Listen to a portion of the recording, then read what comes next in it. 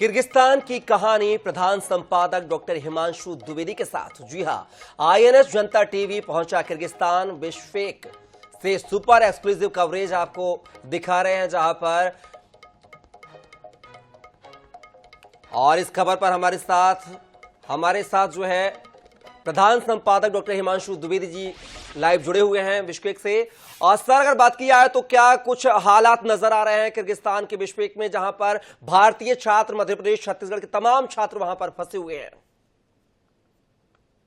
देखिए, भारतीय छात्र फंसे हुए हैं, ये कहानी हम हिंदुस्तान में बैठे हुए महसूस कर रहे थे। लेकिन जब मैं यहाँ पर पहुंचा हूं आज सुबह तकरीबन 4 बजे के करीब, और अभी रात के यहाँ के समय के अनुसार 9:30 बज रहे हैं, तो शहर घूमा हूं।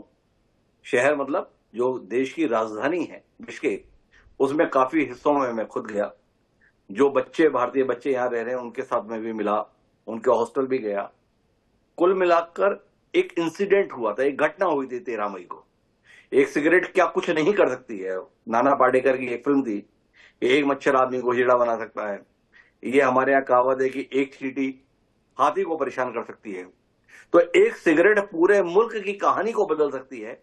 कमोवेश इस प्रकार का वातावरण किर्गिस्तान और बिश्केक के संदर्भ में समझ में आता है। 13 मई को सिगरेट पीने पिलाने को लेकर एक विवाद हुआ स्थानीय समुदाय के लोगों का और इजिप्ट से आए हुए छात्रों का, और उसने इतना बड़ा तूल पकड़ लिया विश्व राजनीति के स्तर पर कि ऐसा लगा कि किर्गिस्तान में तो मानो कर्फ्यू लग गया। पर आज जब हम यहाँ पर पहुंचे तो शुरू में ही अचंभा हुआ। जब खबर तो ये थी कि एयरपोर्ट पे हजारों छात्र जो है अपनी फ्लाइट के इंतजार में पड़े हुए हैं, उन्हें खाना पीना भी नहीं मिल रहा है। लेकिन एयरपोर्ट बिल्कुल सामान्य था। एयरपोर्ट के बाद में फिर हम अपने होटल आए तो रास्ते में कहीं कोई पुलिस फोर्स ऐसी दिखी नहीं, कोई सेना वेना दिखी नहीं। जहां तनावपूर्ण हालातों के हम आदी हैं, जब कहीं तनाव होता है, कहीं मारपीट बड़े स्तर पर हो रही होती है, तो सड़क पर सुरक्षा व्यवस्था के संदर्भ में अतिरिक्त इंतजाम होते हैं। तो ऐसा कुछ था नहीं। और आज जब बच्चों से मिले तो समझ में ही आया है कि कुल मिलाकर एक विषय हाइप ले गया, एक ऊंचाई ले गया। पर चाहे वो छात्र मध्य प्रदेश के हों, छत्तीसगढ़ के हों, हरियाणा के हों, बिहार के हों, तमिलनाडु के हों, कहीं के भी हों, सारे छात्र यहाँ पर एकदम अनुकूल माहौल के साथ मौजूद हैं। कहीं कोई ऐसी तनावपूर्ण स्थिति नहीं है। आज रविवार था तो आज हम उन शिक्षण संस्थाओं में तो नहीं जा पाए जहां पे क्लासेस लगती हैं। कुछ स्थानीय अधिकारियों से भी हम कल कोशिश कर रहे हैं मुलाकात की, कुछ मंत्रियों से भी मुलाकात के संदर्भ में कोशिश है कि बातचीत कर सके और समझें कि देश आगे किस दिशा में बढ़ेगा। पर कुल मिलाकर सबसे राहत भरी खबर यहाँ पहुंचने के बाद जो हमें महसूस हुई है कि जिस चिंता के चलते हम रायपुर से यहाँ बिश्केक पहुंचे थे, चुनाव छोड़कर पहुंचे थे, देश में चुनाव चल रहा है, पर लगा कि बच्चे परेशान हैं, तो उन बच्चों की परेशानियों को जनसाधारण तक नहीं बल्कि जिम्मेदार लोगों तक पहुंचाने के लिए अगर चैनल और अखबार वहां पहुंचेगा, तो हरिभूमि और आईएनएच की तरफ से हम यहाँ पहुंचे तो समझ में ही आया कि एक शुरू के 2-3 दिन तनावपूर्ण स्थितियां थी, पर अब स्थितियां एकदम सामान्य है। वैसी सामान्य है जैसी दिल्ली में है, वैसी सामान्य है जैसे मुंबई में है, वैसे ही सामान्य है जैसे इंदौर, भोपाल या रायपुर में है। तो कुल मिलाकर किर्गिस्तान में आज दिन भर के घटनाक्रम के आधार पर हम बहुत आश्वस्त होकर इन क्षेत्रों से आए हुए बच्चों के माँ बाप के संदर्भ में ये कह सकते हैं कि उन्हें ज्यादा चिंता करने की कोई जरूरत नहीं है। बच्चे महफूज हैं, बच्चे अनुकूल वातावरण में हैं, और कहीं ना कहीं जो घटना घटित हुई थी उसको लेकर स्थानीय लोगों में बोध है, तो वो कोशिश कर रहे हैं कि हालात जल्द से जल्द और बेहतर हो पाए।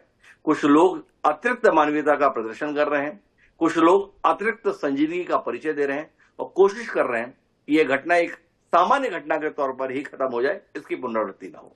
आप विस्तार से जानेंगे इस बात को कपिल, जब 9:30 बजे जो हमारी तमाम छात्रों से बातचीत हुई है, स्थानीय लोगों से बातचीत है, तो उस पर जब आप पूरी रिपोर्ट देखेंगे तो आपको उसका अंदाजा लगेगा। लेकिन हाल फिलहाल मैं ये कह सकता हूं कि माँ बाप को, पालकों को जो हिंदुस्तान में इस समय बैठे हुए हैं, किर्गिस्तान या बिश्केक के हालात को लेकर परेशान होने की कोई जरूरत नहीं है। यहाँ पर हालात एकदम सामान्य है। सामान्य होने की कोशिश नहीं कर रहा हूं, एकदम सामान्य है। इसमें कहीं कोई शकोशुबा नहीं है।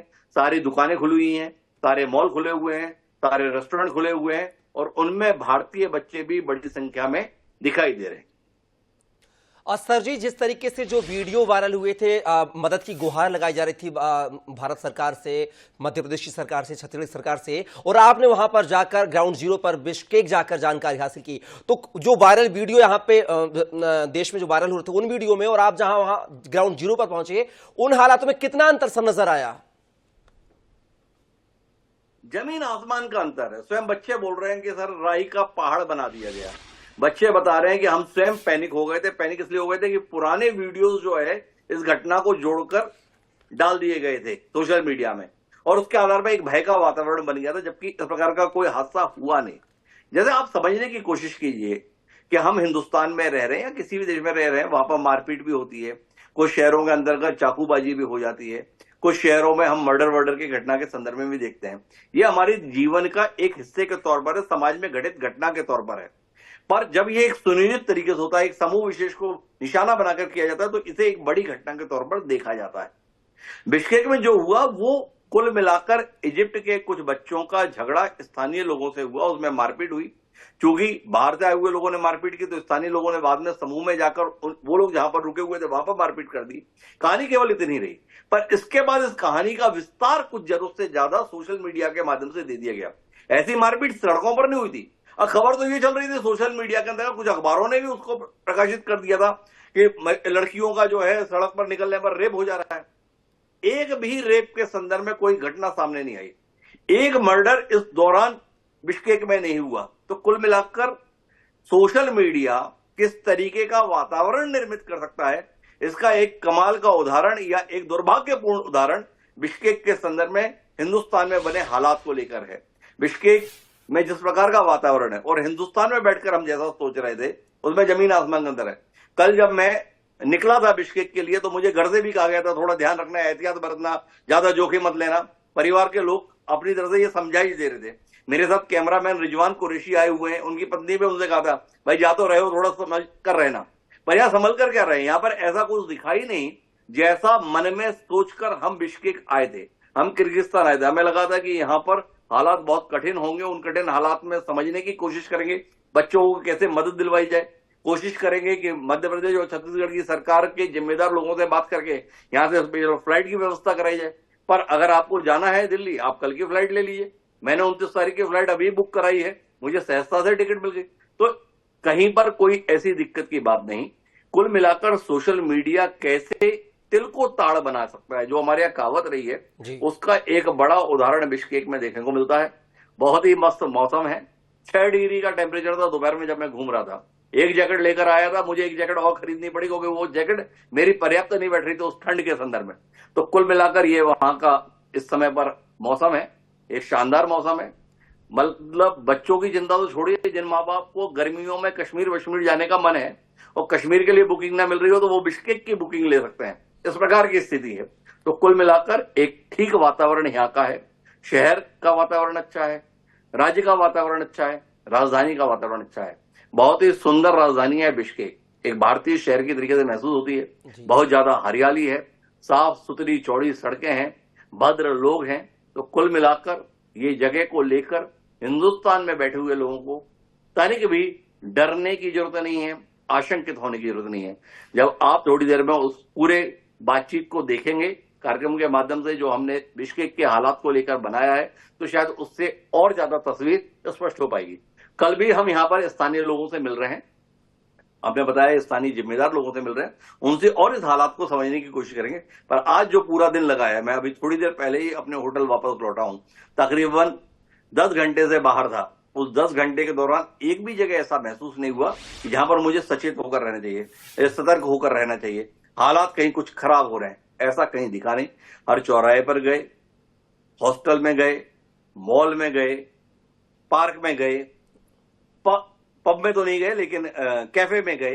तो कुल मिलाकर जितनी भी जगहों पर गए, वहां पर कहीं ऐसा लगा ही नहीं कि यहां पर कोई तनाव है, यहां पर कोई परेशानी है। और बच्चे खुलकर बोले, और बच्चे स्वयं ही ये महसूस कर रहे हैं कि सोशल मीडिया ने गजब ढा दिया।